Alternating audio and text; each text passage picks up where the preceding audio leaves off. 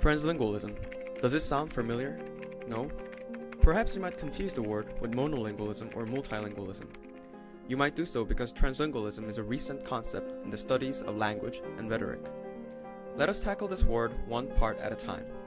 Translingualism can be divided into three parts: trans, lingual, and ism. First, trans is a Latin prefix meaning across and beyond. The definition of lingual regards the tongue or pertains to language. Lastly, ism indicates a theory or a system. Combining all three together, translingualism means the practice of using language that tries to look at the meta level of how knowledge is generated through and across languages. What is this meta level of language use in our learning processes? Translingualism views language as a performative component in our life. Language is something that we do, which means that it is not merely a tool for communication. Instead, by using languages, users actively form and transform knowledge and our perception according to socio-historical contexts.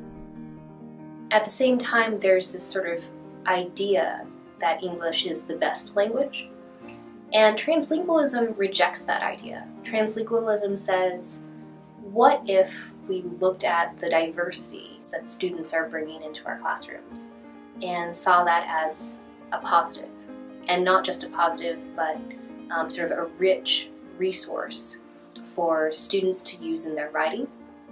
In having students work with the varieties within a single language, English has many dialects, or across languages, you're actually gaining a great deal of skill. Saying to students, you are bilingual, you are trilingual, you have a different dialect, and that's amazing. That's a resource. There's something that you think is intranslatable. There's something that you're really trying to communicate. What is it about that term or that phrase or that slang that you find works better in this situation than an English term? A main example of how language constitutes our knowledge is through creation of asymmetrical power hierarchies. There are many inherent hierarchies embedded in our use of language. Some hierarchies were strongly embedded during the colonial era. For example, when Korea was colonized by Japan during the 20th century, the Japanese forced Korean to only speak Japanese in school. Therefore, Korea's first contact with Western academics and theories flowed through the Japanese language. Korean words like 사회 and 정의, meaning society and justice, are direct use of the Japanese language. Translingualism focused on mesopolitical and mesocultural relationships, where the prefix meso means in the middle. Translingualism ventures on the borders between political and cultural forces.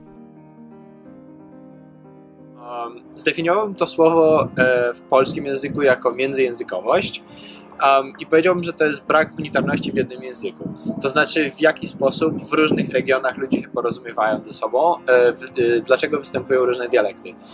Ponieważ każdy człowiek porozumiewający się tym samym językiem będzie mówił z minimalnymi różnicami, ale jednak różnicami. I to jest właśnie to, o czym uczy nas międzyjęzykowość. 超越语言主义不仅仅是只是有多种语言在进行交流这样的一个使用，而更多的是在不同的环境之下，当你和你身边的人在用不同的语言进行交流的时候，那同时它表达的意思也会不一样。那它表达这些意思所连接的可能是这些人身后的一些身世背景啊，自己所经历过的一些东西，自己的人生经历吧，以及自己的一些就是只有他们自己的语言能够表示出来的一些可能文化上的一些东西。En créole, translingualism lit langage à travers barrière. L'histoire créole lit exemplifier un peu translingualism parce qu'il lit commencé pour casser une barrière entre les esclaves et les colonisateurs. Créole s'est développé pendant l'époque colonisation comme un esclave pas tenant aucun moyen pour se communiquer avec ses propriétaires.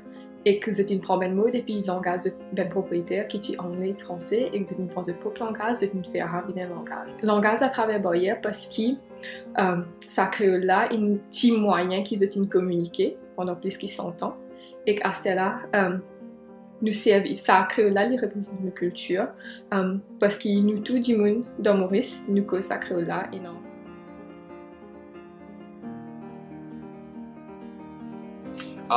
Uważam, że w Polsce na pewno jest za mało presji stawiane na międzyjęzykowość, ale większa liczba wycieczek, których celem byłoby poznawanie innych kultur, czy prezentacji w szkołach dawanych przez ludzi, którzy by pochodzili z tych kultur, tak jak na przykład Kaszubi czy Ślązacy, dałoby większą możliwość porozumiewania się i uświadomienia uczniom, że w Polsce istnieją różne kultury, różne dialekty i następuje duża międzyjęzykowość.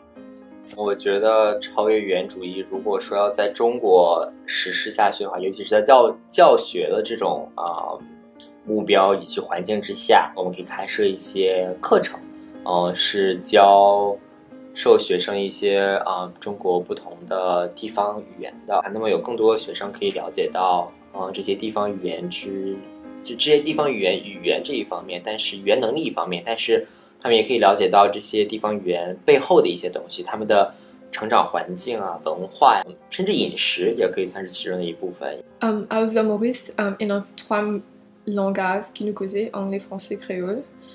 Et anglais, français, il y a différents niveaux qui ben du monde pensait qui créole. Parce que nous tous en pensaient qu'anglais, français plus raffiné que créole. Et à ce nous peut essayer de faire créole, mais un langage standard. Nous envie faire les élèves apprendre ça dans l'école pour qu'ils nous cassent la différence qui est entre ces 3 langages là. Et à cause créole, il pas lui-même, il y a un langage qui est créé depuis anglais, français et les autres langages. Il est assez solide qui nous cave explique ben du monde, ben d'idées en créole à travers de différents langages. In my opinion, translingualism does not stop at knowing. It is an applicable concept that requires individuals to venture into diverse borders to learn about the differences. It requires you and our courage to step towards the new and the unknown.